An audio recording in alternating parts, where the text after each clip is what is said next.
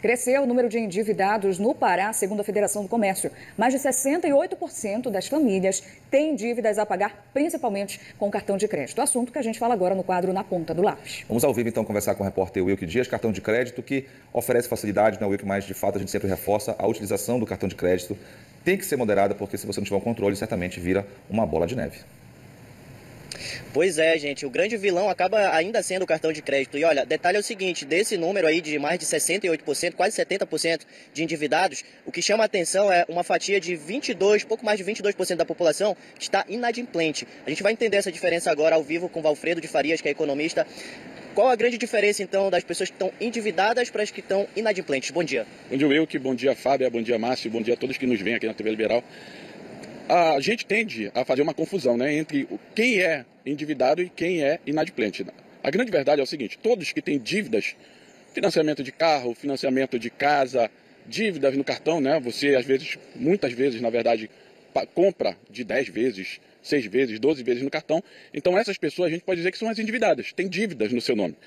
A inadimplente já é aquela que não paga a dívida. Então, ter dívida, ser um endividado, nem sempre é ruim. O ruim é se tornar inadimplente, que é quando você não paga aquela dívida que você fez anteriormente. Agora, por que tanta gente acaba se enrolando assim no momento de fazer essa dívida e até mesmo pagar depois essa dívida? Olha, muito em função do marketing, do impulso, né, de comprar. Então a gente percebe que principalmente nas datas festivas, aí a gente está falando de Natal, né, final de ano geralmente, Dia das Mães, Dia dos Namorados, que nós tivemos agora, algumas outras datas festivas, as pessoas tendem a usar mais o cartão de crédito para comprar o presente, comprar a alimentação. Então, essas datas, geralmente, a gente tem maiores pessoas endividadas, maior quantidade de pessoas endividadas. Mas, lógico, o cartão de crédito, como grande vilão, hoje ele está na mão de todos os brasileiros, praticamente, né? Daquele que tem uma renda muito baixa e daquele que tem uma renda muito alta. Então, o cartão de crédito hoje ele é utilizado como parte da sua renda, né? E, infelizmente, boa parte da nossa população não tem uma educação financeira suficiente para saber quando usar e quando não usar o cartão de crédito. É importante ter clareza, né, em relação a despesas e também a esse rendimento para evitar com que isso acabe virando uma bola de neve. Seria uma dica essa? Com certeza, Wilk. Eu costumo dizer que a gente, antes de se preocupar com quanto a gente ganha e quanto tem disponível para gastar, é o quanto a gente tem de despesas. Então, para a gente começar um controle de fato eficaz, eu tenho que saber quanto eu tenho de despesas todo mês. Conta de energia, gás, conta de escolas, universidades, né? Cartão de crédito a gente tende a gastar muito no cartão e não anota, né? Muita gente nem sabe quanto é que vem a fatura do próximo mês. Então o primeiro ponto para a gente ter esse controle é controlar as despesas e a partir de então eu vou ver quanto é que eu estou ganhando e quanto é que eu preciso fazer de renda extra para bancar essas minhas despesas. Pois é, eu acho interessante você falar isso porque muitas vezes as pessoas acabam esquecendo que aquela dívida, aquela despesa fixa, né, ela acaba também sendo inclusa junto com a dívida do cartão. É esse que é o grande perigo, não é isso? Exatamente. Muita gente acha que despesa fixa é só energia, água, telefone, mas não, tem um cartão. E por incrível que pareça, muita gente esquece das despesas do cartão. E diga-se, muitas vezes essas despesas do cartão somadas, elas ficam muito maiores do que aquelas despesas fixas do mês. A pesquisa também é legal, né? Por exemplo, trocar produtos em determinados preços por produtos similares na hora de uma compra no supermercado, por exemplo. Cada centavo, o senhor diria que faz a diferença no montante final ali, no final do mês? Com certeza. A gente, principalmente quando a gente está com pouco orçamento para gastar, a gente tem que fazer uma certa mágica ali para chegar no final do mês, pelo menos zerado ali ou com um dinheirinho sobrando. Então, uma das estratégias é você pesquisar bastante, né? A gente sabe que principalmente a alimentação de um lugar para o outro tem muita diferença. E aí, às vezes, é deixar aquela marca top one, né, de lado, né, aquela líder de mercado, e comprar uma segunda linha que às vezes é bem mais barato e às vezes a diferença nem é tão absurda na questão do valor, da qualidade, né? Márcio tem perguntas pra gente. Márcio. Isso, Wilk. Alfredo, bom dia. Obrigado por participar, trazendo esse tema que é relevante, a gente sempre discute, né? Até porque a educação financeira é algo que necessita, né, de um trabalho maior junto à sociedade. Eu lhe pergunto, Alfredo, para a gente ser prático, né? Quando aquele valor do cartão de crédito ele pode ser prejudicial, perigoso? Por exemplo, uma pessoa que ganha R$3.000 por mês, em quantos reais ali a fatura tem que chegar no máximo para não comprometer tanto o orçamento? São as prevenções, né? E como é que você trabalha com prevenção? Porque se você ganha 6 e tem um cartão de 20 mil, provavelmente você vai gastar muito mais do que o teu salário. Então, a recomendação é trabalhar na prevenção. É ter um cartão de crédito, ou 2 no máximo, né? Muita gente tem diversos cartões, mas o recomendado é um cartão ou 2 no máximo. E com uma renda, né? Com crédito, um limite, que não chegue no valor do teu salário. Porque se você um dia extrapolar teu cartão, você provavelmente não vai estar tão enrolado de pagá-lo futuramente, né? Então, a dica é você ter poucos cartões e cartões de créditos com limites baixos, né? Que não ultrapassem o valor do teu salário. Agora, Valfredo, você falou um pouco que o que chama mais atenção é essa fatia de pouco mais de 22% de pessoas inadimplentes, que é quando a pessoa já não dá conta de pagar as dívidas que tem. Para essas pessoas, como solucionar? É possível solucionar esse problema? Tem algum método que essa pessoa possa procurar para tentar novamente ficar adimplente?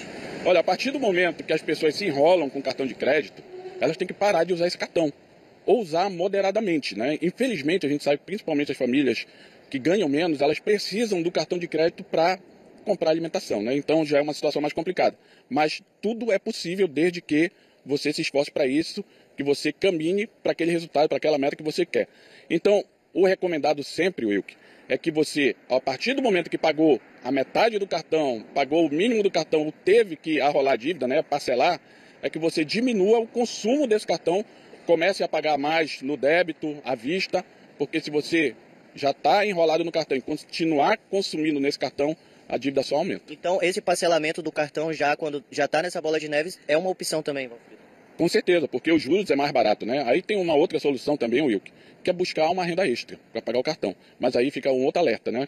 As pessoas, quando tendem a ganhar mais, elas tendem a consumir também mais. E muitas vezes essa dívida vai para o cartão, né? Aumenta o limite do cartão e aí não adianta muita coisa, né? Então, o que o consumidor, né, nós temos que fazer, de fato, é ter muita habilidade no uso do cartão de crédito para a gente não ter uma dívida muito grande. Até porque isso interfere diretamente na economia local, né, Valfredo? Com certeza, né? O uso do cartão é muito bom para a economia do local. Então, assim, para a gente como consumidor, muitas vezes é ruim, mas para o varejista, para o comerciante, sempre é bom. E aí tem aquelas velhas engrenagens da economia, né? Então, tudo a gente tem que ter um equilíbrio. Quando a gente tem mais consumo na economia, as empresas estão faturando mais. Quando as empresas faturam mais, elas tendem a contratar mais pessoas, essas pessoas vão ter novas rendas e aí as engrenagens vão funcionando bem. Então, mas tudo tem que estar equilibrado, né? Agora, olha, uma dica legal também, inclusive, Márcio, Fábia, você de casa, é porque muita gente faz conta no cartão de crédito, por exemplo, e não pega aquele comprovante e muitas vezes não sabe nem quanto gastou no cartão de crédito de fato, né? É bom anotar, colocar tudo de fato na ponta do lápis para não se perder? Sempre é bom. Esse é o início de tudo. É você anotar, seja lá no caderno, no celular, no bloco de notas, numa planilha de Excel, né, num aplicativo, mas tudo que se gasta você tem que anotar, seja no cartão, as suas despesas fixas, tudo tem que ser anotado para você ter ideia do quanto você está gastando. E aí, Will, só a dica importante aqui, a partir do momento que a gente começa a controlar e entender as nossas despesas, a gente tem mais facilidade de saber onde estão as torneiras abertas e melhorar a nossa condição financeira. Tudo depende desse controle e também evitar também. O grande problema é evitar esses gastos, né, Valfredo? Acaba interferindo também. Na verdade, a gente tem que segurar o impulso, né? Quando a gente chega num shopping e vê aquela televisão bonita, né, de 80 polegadas, com uma prestação barata, a gente faz logo a conta no cartão. Dá no cartão, então eu vou comprar. Então a gente tem que ter o impulso, segurar o impulso.